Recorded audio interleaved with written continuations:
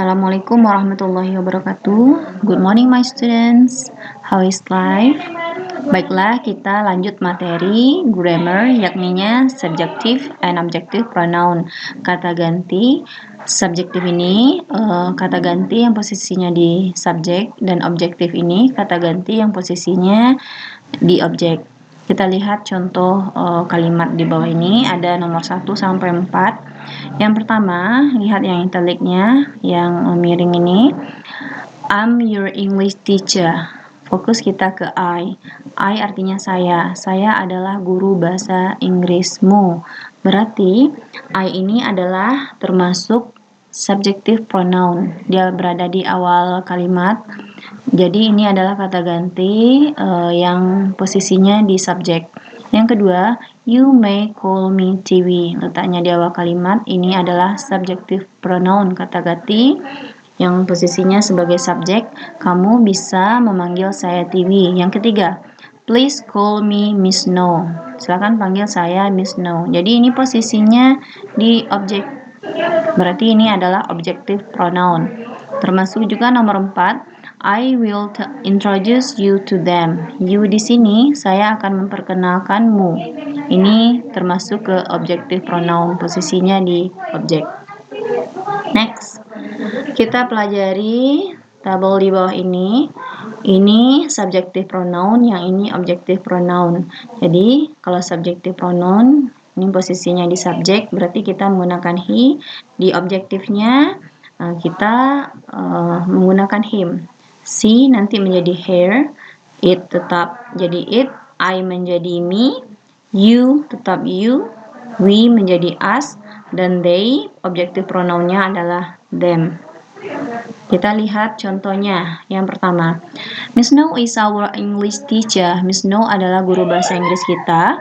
She teaches us every Tuesday. Every Tuesday dia mengajar kita setiap hari Selasa. I often meet her in the school library. Saya sering bertemu dengan dia di pustaka sekolah. Kira-kira yang mana di sini yang termasuk subjective pronoun?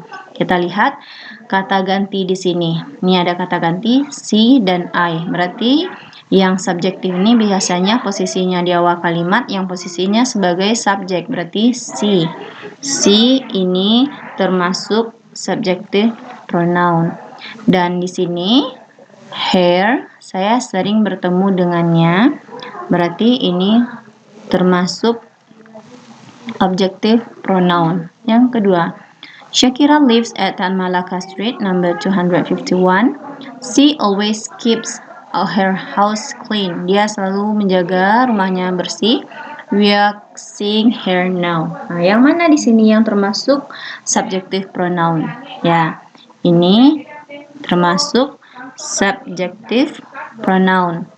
Yang di sini her termasuk objective pronoun. Yang ketiga, English is very important. English itu sangat penting. It provide us with knowledge. Jadi, yang di sini it termasuk subjective pronoun. Beside, samping itu we use it, kita menggunakannya untuk berkomunikasi dengan orang asing. Jadi, it di sini termasuk ke objective pronoun. Kita lanjutkan. Exercise 3, ini contohnya ada satu. Perintahnya adalah pilihlah kata ganti yang benar yang ada di dalam kurung ini untuk melengkapi kalimat di bawah ini.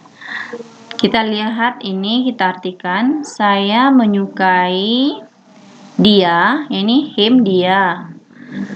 Dia laki-laki ya. Kalau ini posisinya di objek. Kalau si dia perempuan, posisinya di subjek. He dia laki-laki, posisi di subjek.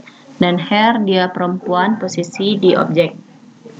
Saya menyukai dia karena dia humoris. Berarti kita lihat yang di sini, si ini adalah kata ganti dia perempuan. Berarti di sini I like apa? I like she atau I like her? Oke, betul. Jawabannya adalah I like her. Saya menyukai dia karena dia humoris. Oke, berarti ini adalah objective pronoun. Udah kerjakan nanti latihan nomor 1 sampai 5. Dipilih yang tepatnya, pronoun yang tepat untuk melengkapi kalimat. Next, penggunaan to be dan have. Jadi to be dalam simple present tense itu ada am, is, dan are. Dan ini I, to be-nya adalah am, I am. He, she, it, ini adalah singular subject. Ini kalau he kan dia laki-laki satu orang, she dia perempuan satu orang, it ini benda nih biasanya. Ini tunggal, berarti to be-nya adalah is. He is, she is, it. Biasanya to be ini diikuti oleh noun, misalnya I am a student, he is a student. Atau diikuti oleh kata sifat. Contoh, he is diligent, dia rajin. Next, you, they, we, kamu, mereka, kita, ini termasuk plural subject, berarti ini lebih dari satu. They, mereka, berarti banyak. We, kita, berarti juga banyak. To be-nya adalah are. You are, they are, we are. Lanjut, ini memiliki, artinya kata kerja memiliki. Contoh, I have, saya memiliki. You have, kamu memiliki. They have, mereka memiliki. We have, kita memiliki. She has, dia memiliki. He has, dia memiliki. It has. Oke. Ini pattern-nya atau polanya positif, kalimat negatif, dan kalimat tanya. Kita lihat contohnya. I have a book. I sebagai subjek, have, yang ini a book, ini benda. Saya memiliki sebuah buku. Jadi kalau misalnya she, he, it, itu pakai has. She has a book. Budi has a book. Next, kalau kalimat negatif, subjek ditambah do atau does ditambah not. Jadi do not atau does not bisa disingkat menjadi don't atau doesn't. Ditambah have ditambah noun. Contoh, I ini subjek, don't have a book. Saya tidak memiliki sebuah buku. Kalau she doesn't. She doesn't. Jadi I, you, they, we itu menggunakan have. I have, you have. Kalau she, he, it pakai doesn't negatifnya. She doesn't have a book. Dia tidak memiliki sebuah buku. Budi doesn't have a book. Budi tidak memiliki sebuah buku. Selanjutnya untuk kalimat tanya, do atau does ditarik di awal kalimat, ditambah subjek, tambah have, tambah noun. Contohnya, do you have a book? Apakah kamu memiliki sebuah buku? Does she have a book? Apakah dia memiliki sebuah buku? Does Budi have a book? Apakah Budi memiliki sebuah buku? Oke, exercise 4. Perintahnya adalah lengkapi kalimat berikut dengan to be atau have atau has dengan benar. Yang ini, the students math assignment. Nih, the students ini kan ada akhiran s, berarti ini pertanda studentnya lebih dari satu. Berarti ini jawabannya adalah siswa tugas matematika. Siswa mempunyai tugas matematika. Berarti have atau has. The students plural. Berarti jawabannya adalah have.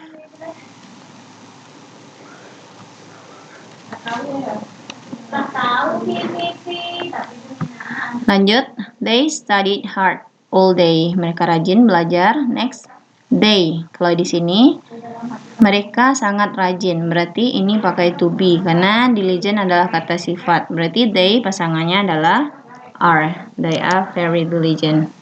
Udah kerjakan nomor 1 sampai 5 seperti contoh di atas. Next, kita lanjut ke simple present tense. Simple present tense digunakan untuk yang pertama memberikan pendapat. Contoh, I like ice cream. Saya suka ice cream. I don't like ice cream. Saya tidak suka ice cream. Yang kedua, to talk about schedules. Ini tentang jadwal.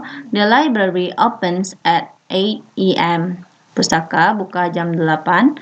It doesn't open at 7 AM. Pustaka tidak buka jam 7 pagi. Next, to talk about daily habits. Ini bercerita tentang kebiasaan sehari-hari. Contoh, Sarah eats a donut for a breakfast every day. Sarah makan sebuah donat untuk makan pagi, sarapan pagi, setiap hari. She doesn't eat cereal. Dia tidak makan cereal. Yang keempat, to give facts. Contoh, the earth circles the sun. Bumi mengitari matahari. The moon doesn't circle the sun. Bulan tidak mengelilingi matahari. Ini polanya. Nih, lihat untuk kalimat positif. Subjek kita bagi dua. Yang pertama, subjek Ayu Dewi. I, you, they, we. Dan yang kedua, subjek she, he, it. Oke, untuk subjek Ayu Dewi ini setelah subjek ditambahkan kata kerja, lalu objek dan keterangan waktu. Seperti contoh di sebelah kanan. I study. I subjek, study ini kata kerja, English objek. Saya belajar bahasa Inggris sekali dalam seminggu, once in a week. Yang kedua, subjek she, he, it, kata kerjanya ini nanti ditambahkan s atau is, lalu ditambahkan objek dan keterangan waktu. Nih, she studies. Oke, she, he, it, kata kerjanya ditambah s atau is. She studies English once in a week. Dia belajar bahasa Inggris sekali dalam seminggu. Untuk kalimat negatif, subjek Ayu Dewi-nya nanti ditambahkan do not atau don't.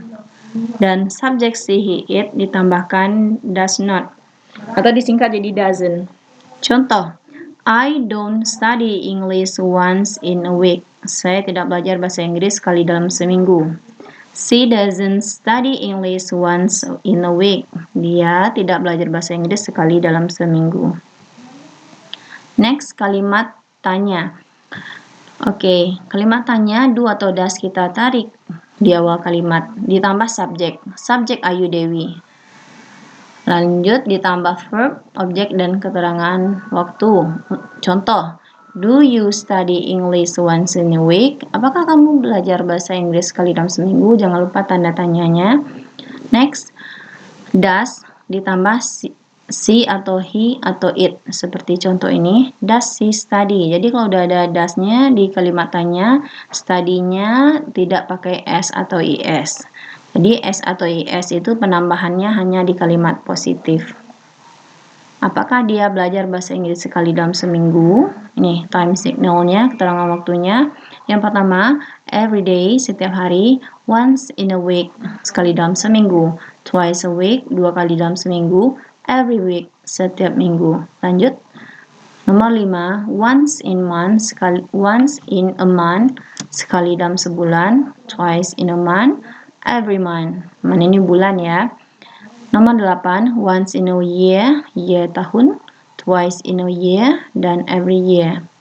Ini aturan untuk menambahkan s atau is di kata kerja yang subjeknya she, he, it. Nomor 1, jika kata kerjanya diakhiri s, sh, ch, nanti kita tambahkan is. Contoh jadi past jadi passes, was, wases, watch, watches, finish, finishes. Next, nomor 2. Jika kata kerjanya diakhiri y seperti ini, dan sebelum huruf y ini ada konsonan atau huruf mati, contohnya d, contohnya r, maka y kita ganti dengan i dan kita tambahkan es. Study menjadi studies. Cry, cries, try, tries. Next, yang ketiga, jika kata kerja diakhiri y, namun sebelum y ada vowel atau huruf hidup a, i, u, e, o, maka kita tambahkan saja s. Enjoy menjadi enjoys, stay jadi stays, play jadi plays, buy menjadi buys. Yang keempat, have, go, do ini adalah kata yang tidak beraturan, namun mereka mempunyai special singular. Contoh, go menjadi goes, do jadi does, have jadi has. Yang kelima, di samping aturan 1, 2, 3, 4 di atas, kita tambahkan s saja setelah kata kerja. Contoh, accept jadi accepts, arrive jadi arrives. Dan masih ada contoh yang lain. Nah, ini adalah pola untuk non-verbal atau nominal sentence yang tidak ada kata kerja. Ini subjek tambah to be tambah noun kata benda atau adjektif kata sifat atau adverb. Contoh, I am a student. Saya adalah seorang siswa. I adalah subjek, am ini adalah to be, dan student adalah nounnya. I am a student. Untuk kalimat negatif, setelah to be kita tambahkan not. The book is not on the table. Buku itu tidak berada di atas meja. Atau seperti kalimat yang di atas, berarti di bawah menjadi I'm not a student. Yang ketiga kalimat tanya, to be-nya kita tarik ke depan. Contoh, is she your cousin? Apakah dia sepupumu? Atau kalau dengan kalimat yang ini menjadi, are you a student? Itu jawabannya yes, I'm a student. Ini exercise 5, ada contohnya yang warna merah ini, tulisan warna merah ini. Perintahnya adalah lengkapi kalimat berikut dan menggunakan form yang benar dari kata kerja. Nih, seekor kucing. Ini artinya satu, berarti kalau pada hewan seekor. Pada benda yang lain bisa menjadi sebuah, misalnya sebuah pensil. Nih, a cat, seekor kucing, titik-titik ikan di dapur. Berarti ini kata kerjanya adalah makan. Berarti seekor kucing, berarti ini pakai S setelah kata kerja. Nah, kerjakan latihan 1 sampai 10. Lanjut exercise 6. Ini merubah ke bentuk simple present tense dalam kalimat positif, negatif, dan kalimat tanya. Nih contohnya. Dia selalu berbicara bahasa Inggris in the classroom. Berarti kalimat positifnya, he always speaks. Berarti setelah kata kerja kita tambahkan S karena ini adalah orang ketiga tunggal. He, she, it kata kerjanya pakai S atau is. He always speak English in the classroom. Next. He, kalimat negatifnya, he don't atau he doesn't. The I, you, the we pakai don't, he, she, it pakai doesn't. He doesn't. He doesn't speak. Jadi kalau udah ada does-nya di sini, doesn't-nya tidak pakai s lagi setelah kata kerja. He doesn't speak English in the classroom.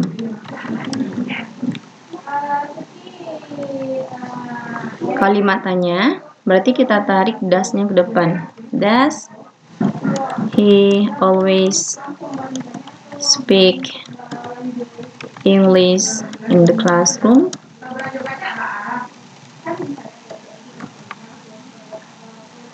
He doesn't always, ini ketinggalan always-nya. Oke.